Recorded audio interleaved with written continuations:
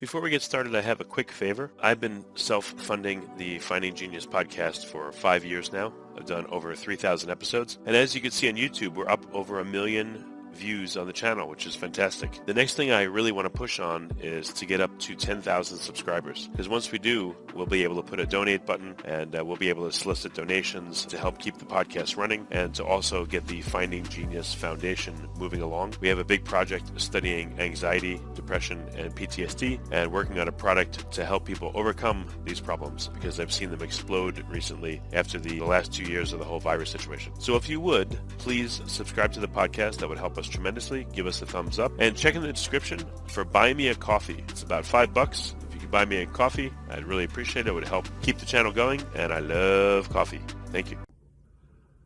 Hi everyone, Dr. Tomasz Forfa here from Australia. I'm excited to be on the Finding Genius podcast talking about osteoporosis and the natural ways to reverse it, strengthen your bones, and go back to doing the activities you love and remove that doubt and fear that comes with this terrible diagnosis. I'll talk about my journey of being diagnosed and how I've been able to reverse it naturally, as well as my background as a physician and how that's all tied in. And we'll talk about my bone building protocol, as well as what people can be doing to prevent it and support their family members or themselves, depending on whether it's you or someone else going through it. But looking forward to be on the interview and talking to you about this topic, and hopefully you'll join us. Forget frequently asked questions. Common sense, common knowledge, or Google. How about advice from a real genius? 95% of people in any profession are good enough to be qualified and licensed. 5% go above and beyond. They become very good at what they do, but only 0.1% are real geniuses. Richard Jacobs has made it his life's mission to find them for you. He hunts down and interviews geniuses in every field: sleep science, cancer, stem cells, ketogenic diets, and more. Here come the geniuses. This is the Finding Genius podcast with Richard Jacobs. Hello, this is Richard Jacobs with the Finding Genius podcast. My guest today is Dr. Tomasz Forfa, or Tom Forfa. He's a physician, educator, and naturopath that works in he's working on osteoporosis, trying to reverse it without medication, and who knows what else that modern science wants to do to poor people that have various conditions, meaning surgeries, things like that. So, welcome, Thomas. Thanks for coming.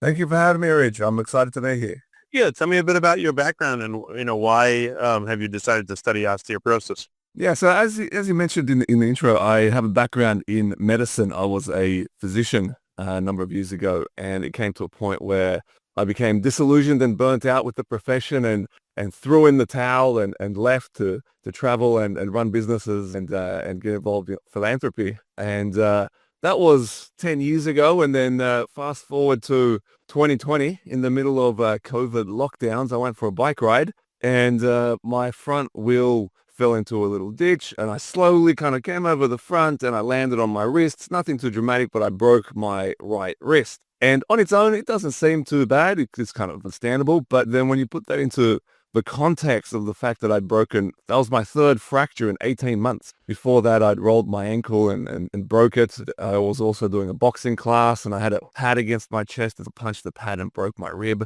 And then that's off the background of multiple other wrist and ankle and rib fractures. So because you're 300 years old, right? That's right. That's to be expected as a 300-year-old man. That's it. But I went to my family doctor, and he thought it was suspicious as well. And we did a scan of my bones, and turns out that essentially I was an otherwise healthy 37-year-old male, but I had the bones of a postmenopausal 65-year-old lady. So blood bones were fragile, were depleted, and they were very likely to break. And that was a bit of a surprise to me personally, because I've always been relatively healthy. But it sent me on a bit of a deep dive, because I wanted to understand what was going on, why did this happen to me, and especially when they found 2 crush fractures in my lower back as well. That scared me. I started worrying whether I would break another bone, whether I'd break my back, whether I'd be incapacitated. And this is something that happens to a lot of men and women who do get diagnosed with osteoporosis. And it becomes a very frightening experience, wondering when's the next bone going to break. And so I saw a number of doctors, and they all kind of recommended the standard. Well, at first they really scratched their heads because they'd never seen a male that young with osteoporosis. It's generally something that's, generally speaking, it's a condition that women experience after menopause, where the estrogen's removed from the body, and estrogen protects the bones. And so when the estrogen's gone, the bones tend to break down and become very weak and fragile. And we have what's called, with the label is osteoporosis, but the problem is that the bones are very likely to fracture. Well, why did you get it? I mean, were you doing workouts, or had you not, or what was the reason? Well, that was the interesting thing. My doctor found nothing, no particular cause whatsoever, and they call that idiopathic. Where one of my Also, doctors idiopaths. So I had. Yeah, I was about to say one of my professors used to call it the idiots don't know the pathology. But I narrowed it down to a number of different reasons. For example, myself, I had a long-running gluten intolerance, so I was inflamed and not absorbing the nutrients that I needed for bone strength. I also spent my 20s and 30s avoiding all kinds of dairy, which is our greatest source of calcium in the West. I also had relatively low testosterone levels, which has been shown to contribute to it. So when you kind of start to put all those things together, and also I'm a thin, tall guy, and that in itself is a risk factor of having been on the thinner side. And so put all that together, it's a perfect recipe for weaker and fragile bones.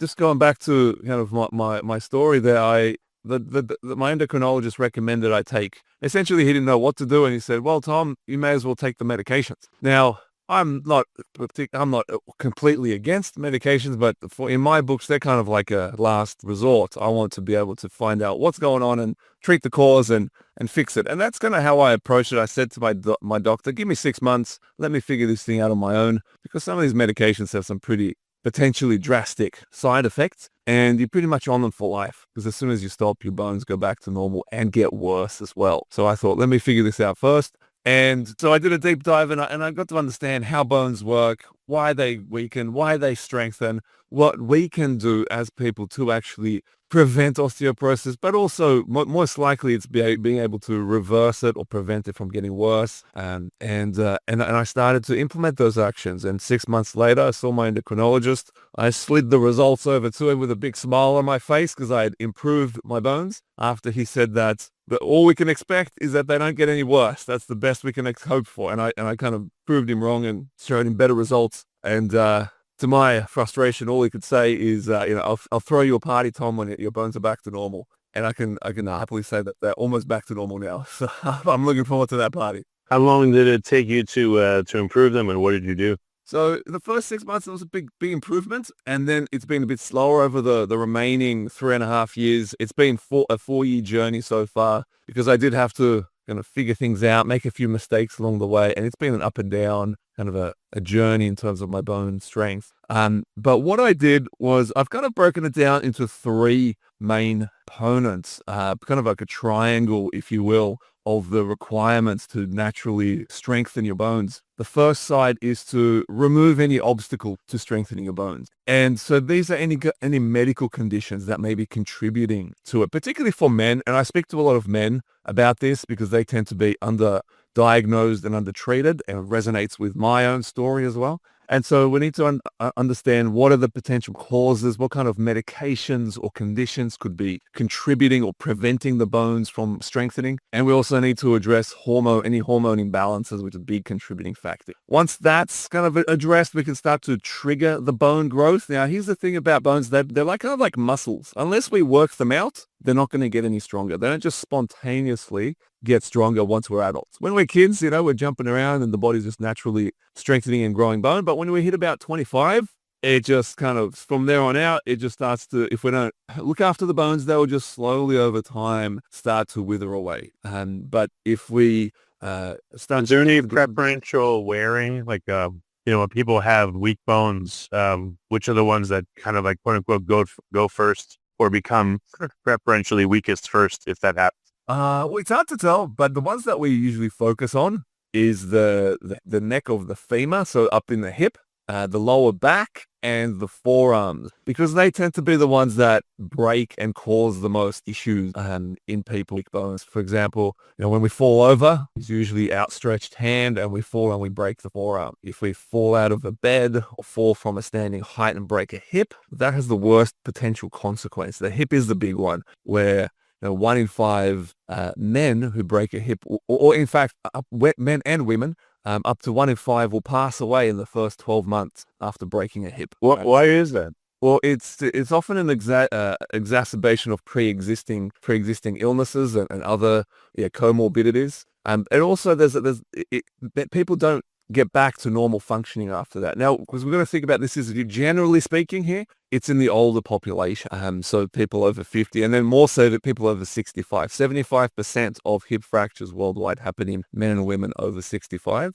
So when they do fracture, now, a year later, the statistics show that 40% can't walk as well as they used to, or can't walk at all, and then up to 60% need support, and it's 12 months later. So it's a slow recovery process for the majority of people, and it exacerbates pre-existing conditions, which, in the first 12 months, up to 1 in 5 may pass away, and the increased risk factors may continue for up to 10 years after that. And this is a condition that's going to become more known to us in the next 10 years because of the aging population.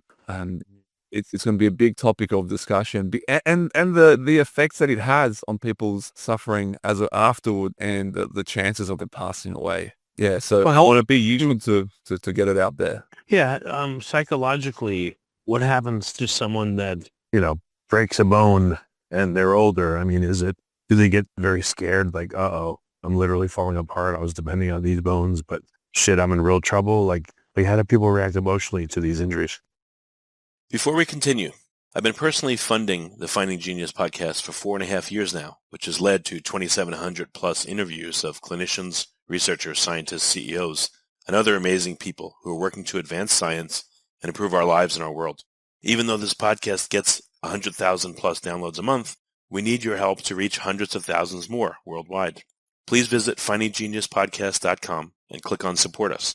We have 3 levels of membership from $10 to $49 a month, including perks such as the ability to see ahead in our interview calendar and ask questions of upcoming guests, transcripts of podcasts you're interested in, the ability to request specific topics or guests, and more. Visit findinggeniuspodcast.com and click Support Us today. Now back to the show. Yeah, you're very right on the mark there, Richard. Like it's very scary. It causes doubt in your own body, and people they lose their independence, and that in old age is a big factor that contributes to deterioration in their mental kind of health and their excitement for the future. If they can't get out of bed, if they can't look after themselves, up to 10% end up in long-term care afterwards. And there is a lot of fear around it. And even at a younger age, people end up not doing what they used to, which in itself adds to the risk factors of further fractures, because if they're not being as active, then their muscles deteriorate, their coordination goes, their ability to catch themselves if they start to stumble deteriorates. So the chances of someone having another fracture increases by something like 86% after they've already had their first, because of things like what you're talking about there, the lack of confidence, the lack of getting out there and maintaining an active life, because they can't, or they're afraid to. And they need support to be able to do that. So yeah, it could be scary, but it can also be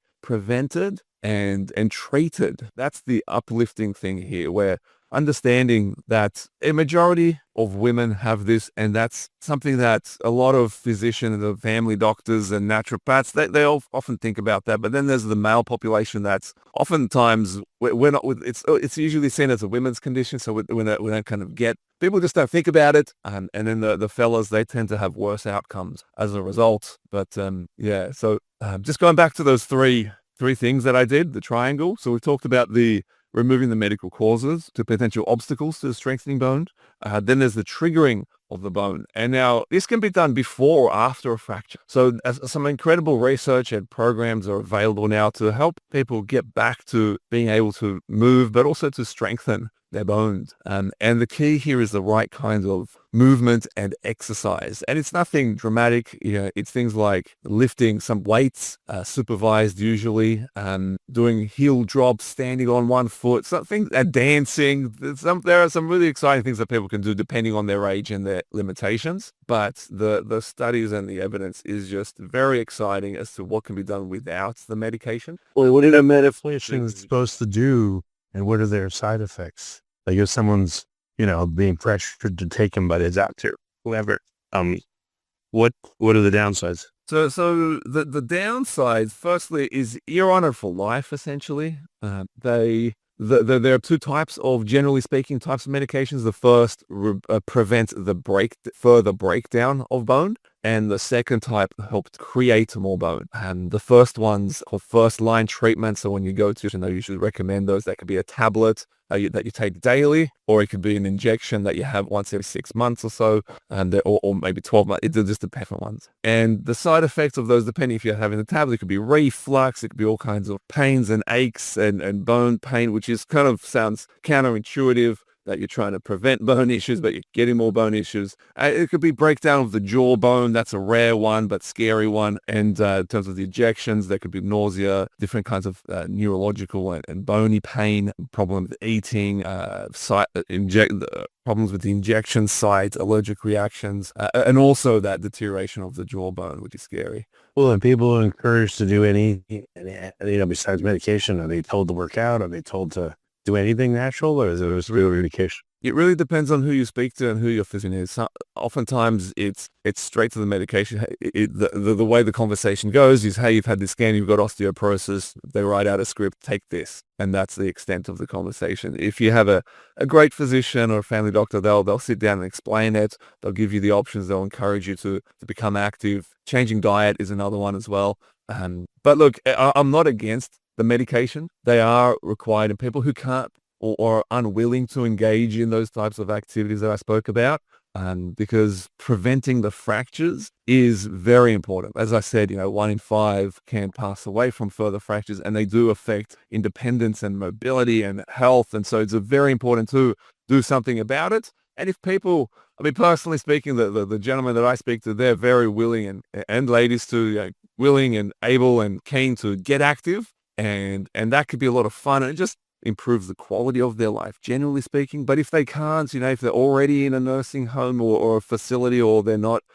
willing to get involved, then the medications, oftentimes, as bad as the side effects might sound, the potential downsides of not taking them are far greater, depending on the individual, than action. So I don't want to scare anybody off them. It's just a matter of, me personally, I feel like they're a last, but depending on the right. What protocol have you developed that's different? What do you recommend? Yeah, so that comes back down to that, what I call the stop bone loss protocol, that 3-sided triangle. So we've got the removing the obstacles, triggering the bone growth, and the third one is giving the bones the building blocks they need. And this can be things like the right types, getting enough protein in our diet, and the right kinds of fats, but also vitamins like calcium, vitamin D, K2, magnesium. So things that people are probably already taking some of these, but just optimizing them and making sure that they're the right ones to really hit the bones, and give them the building blocks they need. And if we have those three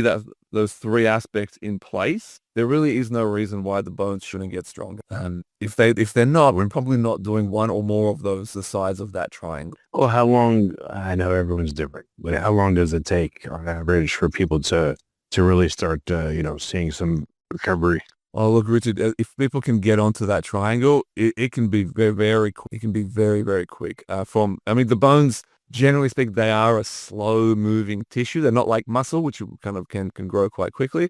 Bones, we're looking at 6-month increment, right, or 12 months. So for me, for example, with 6 months, I saw a dramatic. And if people can get onto that protocol within 6 months, and they can get all the things in place out. Again, yes, depending on who they are, it's going to take different. But yeah, minimum 6 months, you can start seeing some changes. 12 months, most definitely. And then from there, the world is your oyster, as they say.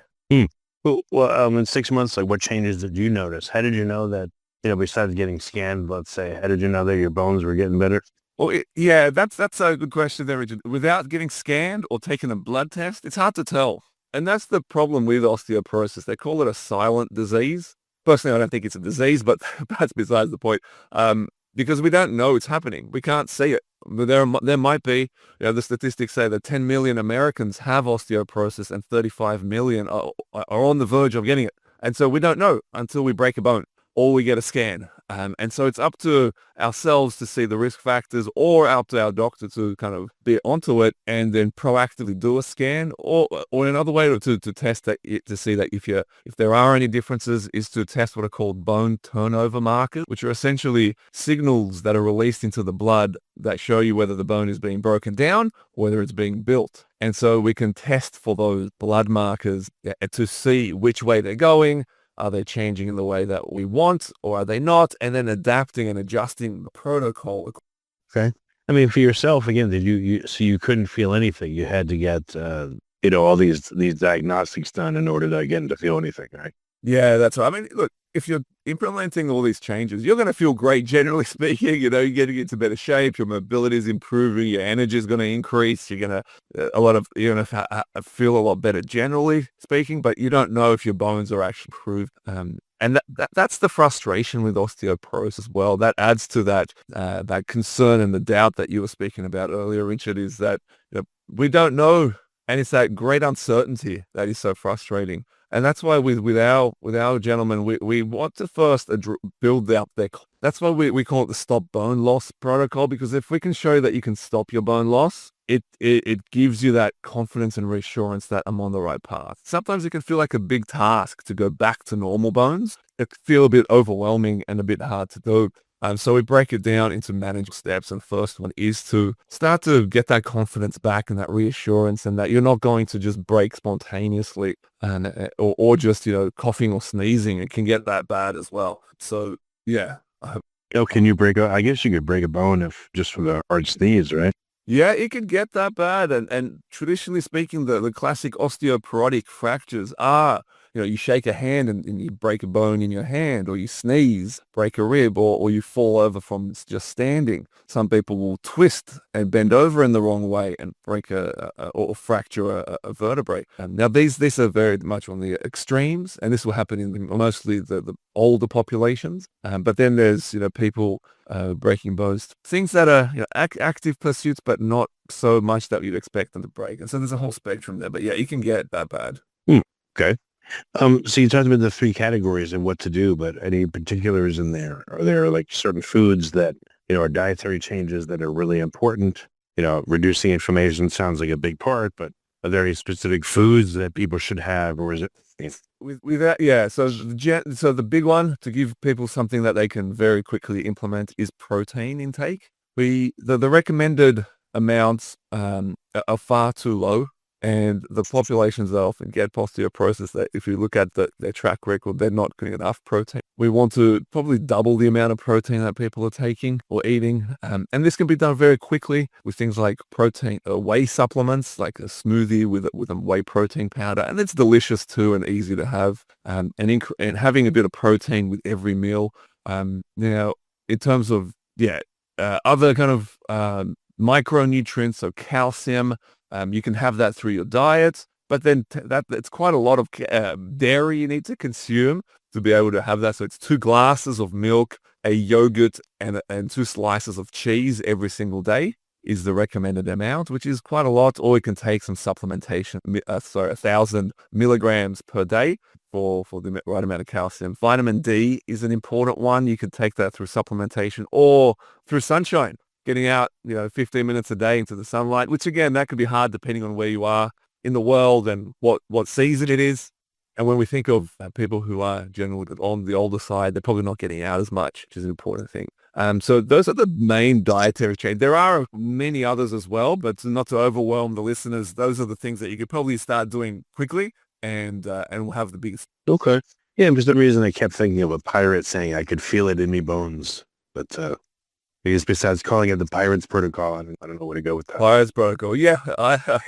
I have I call it in terms of the supplementation, I call Spartan approach versus the kitchen sink, where I try to keep it simple because you can get caught in the weeds and getting very obscure and specific, and it can get overwhelming as to what to take and not to take. And honestly, for me, I like to keep it simple so that I can do it every single day. And that's kind of the opinion that this is for the rest of our lives. There is no cure, in inverted commas, for osteoporosis. It's more that we have to just keep taking the actions to prevent the bones from getting weak, keep keeping them strong. Okay, so if we can't do it consistently, there's no point. And some people get really caught up in the details and the minutiae, and that gets overwhelming. And so I like to just keep it simple so people can do it every day. And for myself as well, there's a lot going on in my life, and I'm sure everybody else's lives as well. You don't want to be thinking about the obscurities of boron and all these different kind of elements that may or may not contribute to your bone health. So, yeah. Okay. Well, very good. Well, Thomas, what's the best way for people to find out more and to find this protocol and work to help themselves? Yeah, so if you go to our website, the bonedensityeducation.com, we have a lot of resources there, and that's where you can get a protocol as well. Yeah, that's probably the best way, bonedensityeducation.com. Bonedensityeducation.com. Got it. Okay, that's it. All right, well, very good. Well, Tom, thanks so much for coming on this podcast. I appreciate it. Wonderful. Thank you for having me, Richard. It's been great chatting about this. If you like this podcast, please click the link in the description to subscribe and review us on iTunes. You've been listening to the Finding Genius podcast with Richard Jacobs. If you like what you hear, be sure to review and subscribe to the Finding Genius podcast on iTunes or wherever you listen to podcasts. And want to be smarter than everybody else? Become a premium member at findinggeniuspodcast.com. This podcast is for information only. No advice of any kind is being given. Any action you take or don't take as a result of listening is your sole responsibility. Consult professionals when advice is needed. Listeners, those are the things that you could probably start doing quickly and we'll have the biggest. Okay.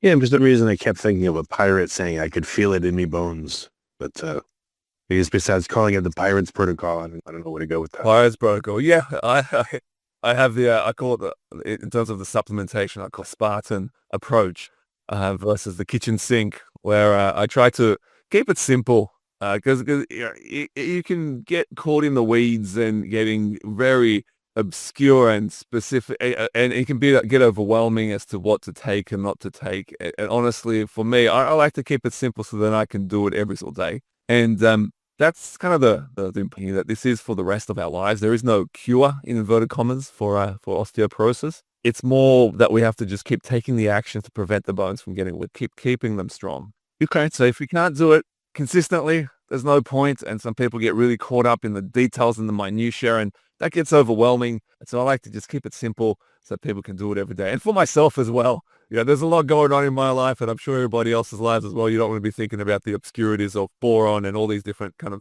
elements that may or may not contribute to your bone health. So, yeah. Okay. Well, very good. Well, Thomas, what's the best way for people to find out more and to find this protocol and work to help themselves? Yeah, so if you go to our website, the bonedensityeducation.com, we have a lot of resources there, and that's where you can get a protocol as well. Yeah, that's probably the best way, bonedensityeducation.com. Bonedensityeducation.com. Got it. Okay, that's it. All right, well, very good. Well, Tom, thanks so much for coming on this podcast. I appreciate it. Wonderful. Thank you for having me, Richard. It's been great chatting about this.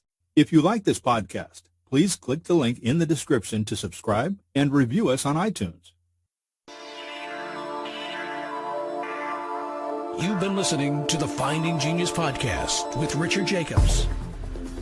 If you like what you hear, be sure to review and subscribe to the Finding Genius podcast on iTunes or wherever you listen to podcasts. And want to be smarter than everybody else? Become a premium member at findinggeniuspodcast.com. This podcast is for information only. No advice of any kind is being given. Any action you take or don't take as a result of listening is your sole responsibility. Consult professionals when advice is needed. Become a premium member at findinggeniuspodcast.com. This podcast is for information only. No advice of any kind is being given. Any action you take or don't take as a result of listening is your sole responsibility. Consult professionals when advice is needed. When advice is needed.